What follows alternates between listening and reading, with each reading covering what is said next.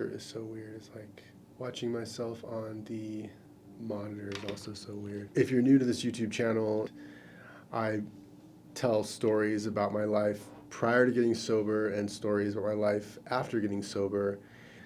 If you think you might have a problem with drugs and alcohol, I'm sorry. Like, I really am sorry. Like, it's like the hardest thing I've ever gone through in my life is getting sober. Staying sober is a little easier, but getting sober, that first year, that first day, that first week, month, is like going through hell, you know? That's my experience, at least. It's like going through hell. And I was a really intense alcoholic, but of course I didn't think that I was an alcoholic, and I had to drag across the bottom for a long time before I really realized that I had a problem. Everyone around me knew that I had a problem.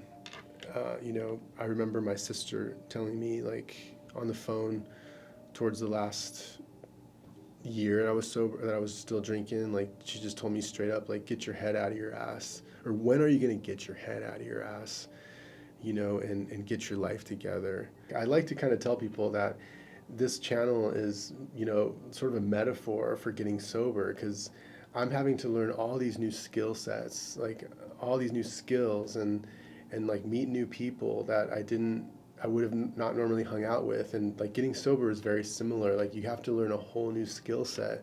I remember when I first got sober, I didn't even know how to like just carry on a normal conversation with someone, that because I was just getting loaded like all the time, and that's what all my friends were about. We were just like getting loaded. So like meeting someone like at school who's not like that, who's like kind of normal, just like as a normal student in their school, like, and just having like a normal conversation was so weird to me. And I had to like learn how to just have like a normal conversation all over again.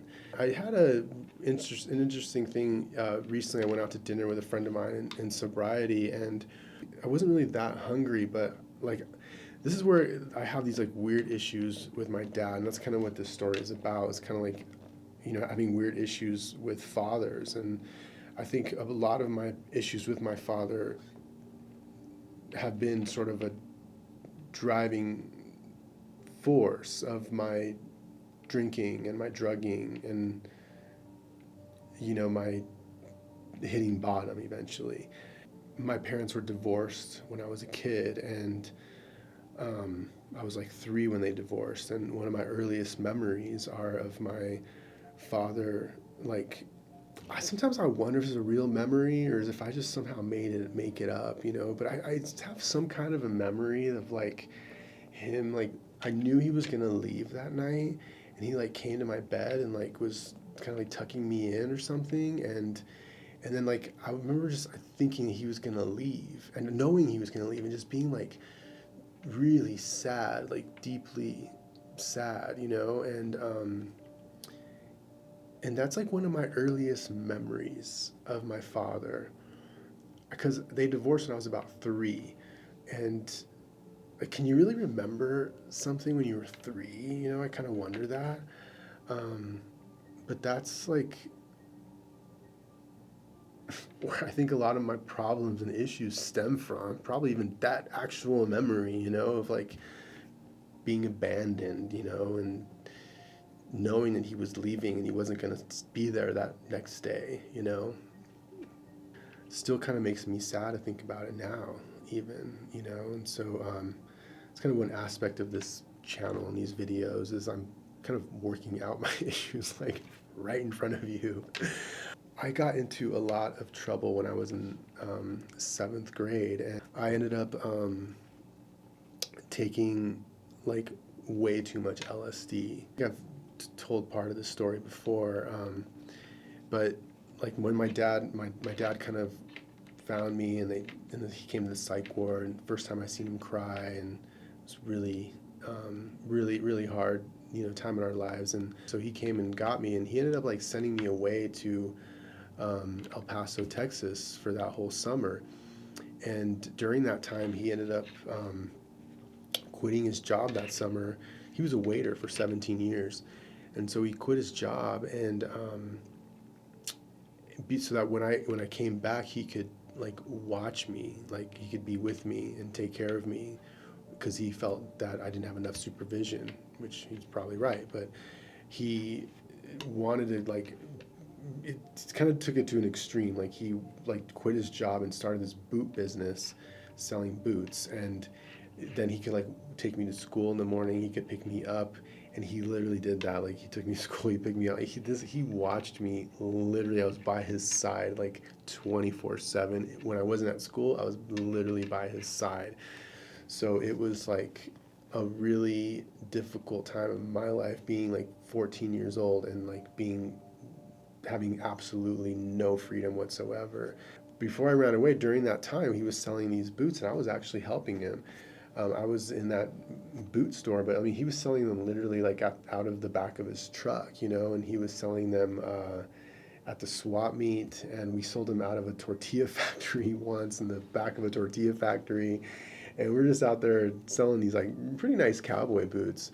Both my parents are from Mexico, and like the Hispanic community is really into their cowboy boots. So we were, selling these cowboy boots, and we weren't very successful. We were struggling financially, like hard. So there was a day when we were going to go get lunch. He picked me up from school, and we went to get something to eat, and we went to McDonald's, and they had like the two burgers and two fries deal, for $2, and and we ordered.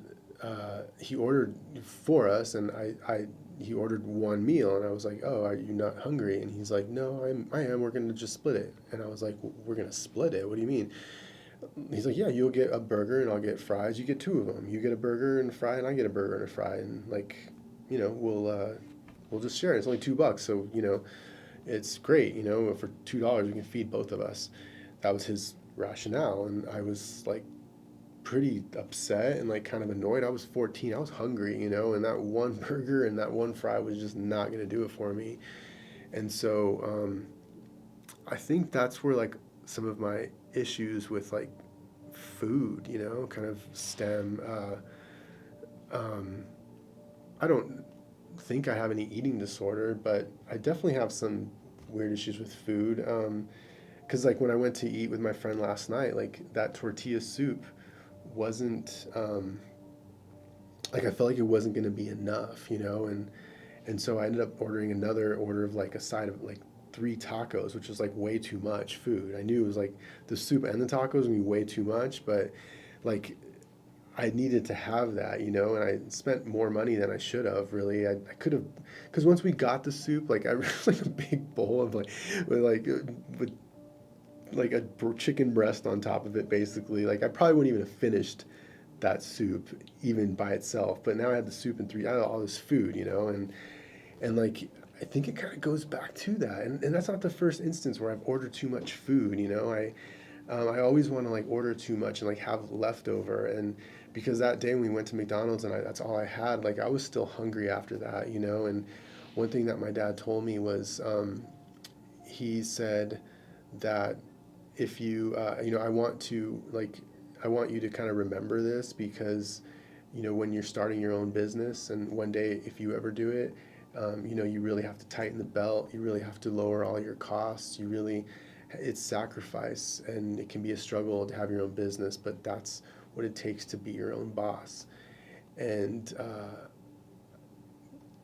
clearly I didn't forget that story, and it really ran deep.